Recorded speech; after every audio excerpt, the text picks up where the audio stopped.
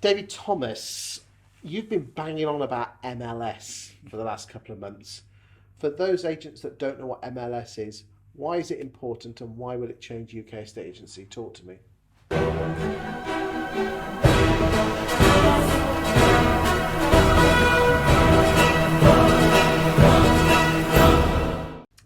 The multiple listing service. We probably all know about Yeah. it or hear about it from the US. So Yeah, I mean Trevor Meehan was banging on He about was it a the- few years ago. he was a trailblazer, but he was ahead of his time in some ways because he had hundreds of estate agents signed up to that back in the day that he did it, and you know, and there are pockets of it still working now. In Well, London. Longres Yeah. in London. So it works, and that's because the prime and the super prime sector realise that their deals are done on relationships, which is what the rest of the industry do, but we're a bit more reactive rather than Well, proactive. estate agents relationship based. It should be. It should be. Yeah. It isn't though, is it? But that's the difference, is when you sort of realise that that's what the MLS allows us to do, is effectively collaborate and work for buyers. It's been the biggest frustration ever since getting into estate agency is why do we leave buyers to completely navigate the market on their own with no expertise, no advice from the profession that are there to do it. And we're leaving 50% of the deal completely unhelped. But if you read all the social media posts, people say MLS won't work because fees are too low. Or are you saying MLS will cause fees to rise? 100%. You're increasing your value proposition. The minute you can say, I can now work for buyers and I can help them in the journey, and you're effectively going to earn another revenue stream that you weren't before. But now what are you doing? You're building a relationship that will one day be another valuation. Could be a client for life. But surely MLS only really works when most of the agents in one location come together. And this is the key to it, is it's got to be a collaborative effort. Okay. The industry has to want it and go for it. Okay, but estate agents hate their competitors even more than Rightmove. Yeah, to a degree, but then the only reason this conversation has come about and why we are where we are is because through lockdown it was truly inspiring to see how much of the industry actually came together, created a collective community, started talking about collaboration. Really, as soon as we started talking about MLS, they were like, yep, love it, we would definitely do it. And you're starting to see that element of, I think people are realising that being the old competitive estate agent doesn't service us and doesn't service the consumer. It's fundamentally causing us to leave deals and people to not be helped. So surely you need some form of software. The last thing we need is another prop tech solution. Well, this is where it was interesting because, during that lockdown period, we had all the challenger portals, we had loads of people getting involved in the discussions. And I was openly talking about the MLS with everybody, and I spoke to all of the challenger portals and I told them, this is what agents are discussing and wanting.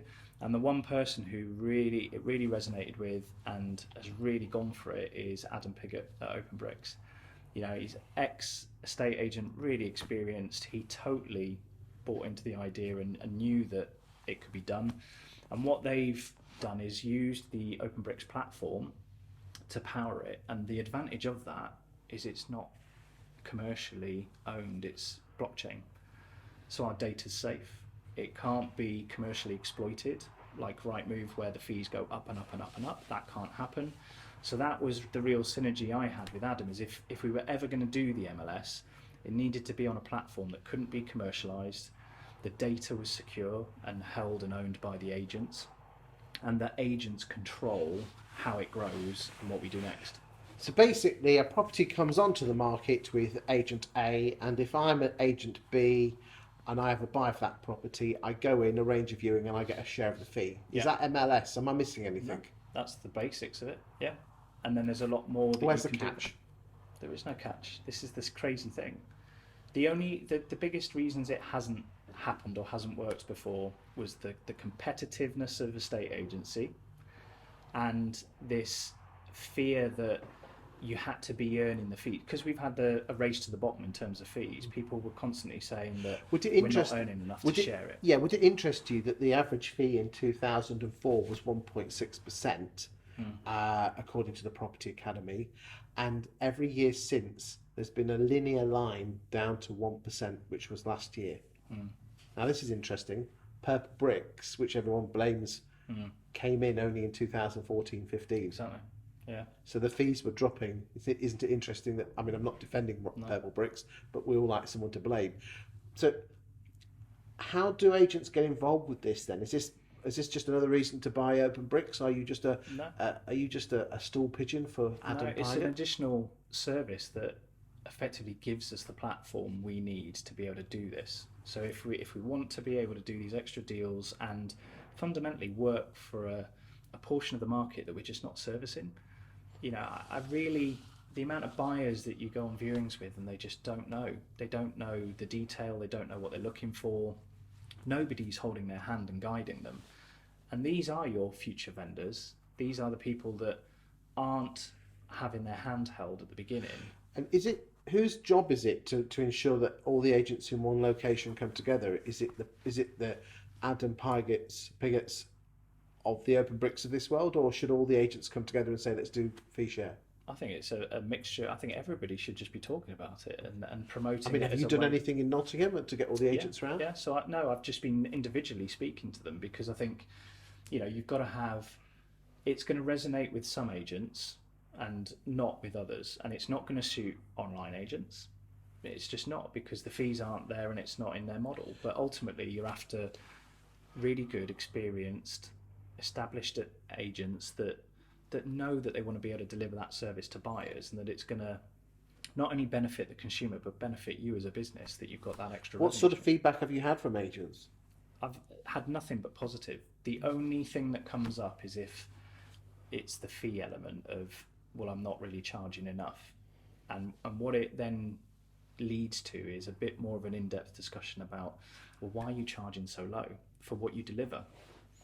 You know, you've got to value what you do as an agent, and I think this race to the bottom has meant that the service levels dropped. It's become a volume-driven business that's all about KPIs and targets, and you're missing the fact that actually we should be spending the time building relationships, which you can only do if you're charging a proper fee. Interesting times ahead. Definitely. Thank you for your time today. Thank you.